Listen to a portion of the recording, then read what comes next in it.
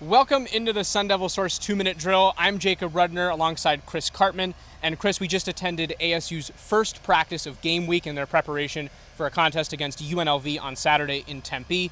And Chris, we're closely watching the running back room. There are some injuries potentially that ASU might be dealing with in that group. What did we learn today from Sean Iguana, who spoke to media after practice? Right, so DeaMonte Trayanum, an ankle injury sustained in the opener. He did not practice today whatsoever, but he was wearing cleats, dressed out, walked through the warm-up line.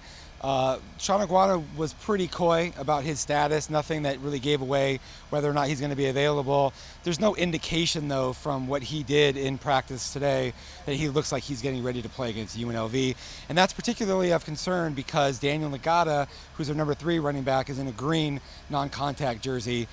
So really the only guy of the top 3 scholarship running backs who's fully healthy, apparently, is Rachaad White. So we'll monitor that as the week progresses.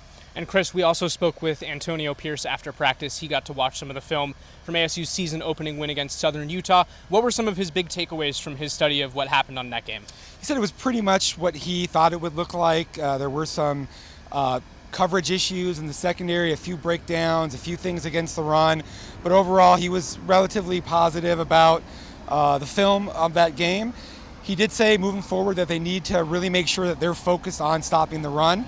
This week against UNLV, that's going to be a particular focus because Charles Williams was a 1,200-yard rusher the last full season in 2019, and he had a really good game in the team's opener against Eastern Washington. That's something that they're going to have to key on.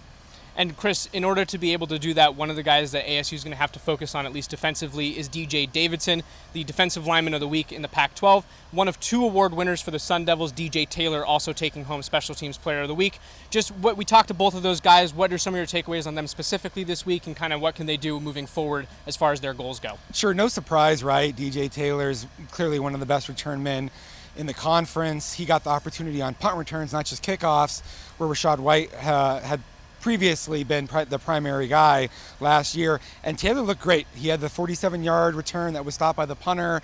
He said that his goal is to get 5 touchdowns this year. That's a big ask, I would say. We put the over-under at Sun Devil Source at 2.5.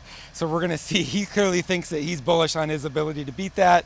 DJ Davidson, tremendous. He had 6 tackles, which led the team, only 27 reps. He had 15 impact plays of those 27 reps. Clearly, he was the best player against the run. That 15-yard penalty for the face mask notwithstanding. But they need other guys to step up and match him against Charles Williams and that impressive rushing attack of UNLV going into this game on Saturday. Well, that'll do it for our 2-minute drill today. Thank you, everybody, for watching, and stay tuned on the site for more preview content as ASU gets ready for its game against UNLV.